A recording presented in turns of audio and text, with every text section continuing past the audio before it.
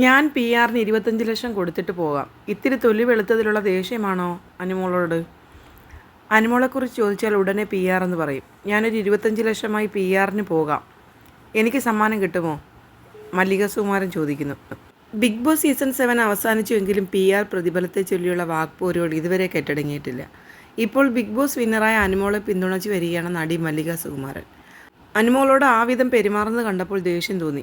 ഞാൻ 25 ലക്ഷം പി ആറിന് നൽകി പോകാം. അപ്പോൾ എനിക്ക് കിട്ടുമോ സമ്മാനമെന്നും മല്ലിക സുകുമാരൻ ചോദിക്കുന്നു. അനുമോൾ എന്ന വ്യക്തിക്കുള്ള ഒരു കുഴപ്പം ആ പ്രായത്തിൻ്റെ ഒരു തുള്ളലുണ്ട്. അതുണ്ടാവും. രേണുസുതിയെ കണ്ടില്ലേ? ഗൾഫിൽ പോയി എന്നൊക്കെ പറയുമ്പോൾ ലോകം പിടിച്ചെടുക്കിയ സന്തോഷമാണ്. അതവർ ചെയ്തോട്ടെ, മാനസിക സന്തോഷമാണത്. പിന്നെ അത്രയ്ക്ക് വിവരമില്ലാത്തവരൊന്നും അല്ലല്ലോ ബിഗ് ബോസിൽ ഇരിക്കുന്നത്. അനുമോളെക്കുറിച്ച് ചോദിച്ചാൽ ഉടനെ പി ആർ എന്ന് പറയും. ഞാനൊരു 25 ലക്ഷവുമായി പി ആറിന് പോകാം. എനിക്ക് സമ്മാനം കിട്ടുമോ? ആരെ ആക്രമിക്കാമെന്ന് നോക്കിയിരിക്കുകയാണ് ചിലർ. അനുമോളെ ഞാൻ കണ്ട കാലം മുതലേ ഉദ്ഘാടനത്തിനായാലും എവിടെ പോയാലും അവരുടെ പ്രധാനപ്പെട്ട വ്യക്തികൾ, സഹോദരി, അവരുടെ ഭർത്താവ്, കുഞ്ഞ്, അച്ഛൻ, അമ്മ ഒക്കെയാണ്.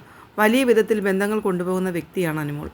അനുമോളുടെ അച്ഛന് ആരോഗ്യപരമായ പ്രശ്നങ്ങളുണ്ട്. ബിഗ് ബോസിനും 1.5 കൊല്ലം മുൻപേ എനിക്ക് ഈ കാര്യങ്ങൾ അറിയാം. അന്ന് ഷൂട്ടിംഗ് സമയത്ത് വിളിച്ചിരുത്തി ഞാൻ ഉപദേശിക്കുമ്പോൾ അനുമോളുടെ കണ്ണൊക്കെ നിറഞ്ഞ് കരയാറാവും.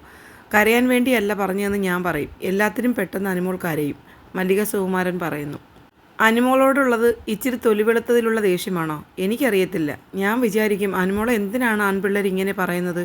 പെൺപിള്ളേർ പറഞ്ഞാൽ അസൂയ കൊണ്ടെന്ന് പറയും. ബിഗ് ബോസിൽ വന്നവരെല്ലാം പിന്നെ ഹരിചന്ദ്രന്മാരാണല്ലോ. അവിടെ വന്ന മറ്റ് പെൺകുട്ടികൾ എന്തെല്ലാം കാണിക്കുന്നു? അവരുടെ വസ്ത്രധാരണം നോക്കൂ. അതൊന്നും പറയണ്ട, അനുമോളാണ് പ്രശ്നം. അതൊരു പാവം കൊച്ചാ. ഉദ്ഘാടനത്തിനൊക്കെ പോകുമ്പോൾ കുറേ കാശ് ചോദിക്കുന്ന ആളൊന്നും അല്ല. അനുമോൾ 16 ലക്ഷം രൂപ പി ആറിന് കൊടുത്തെന്ന് പറഞ്ഞവരായിരിക്കും ഇതിൽ കൂടുതൽ പൈസ കൊടുത്തിരിക്കുന്നതെന്നും മല്ലിക സുകുമാരൻ പറയുന്നു.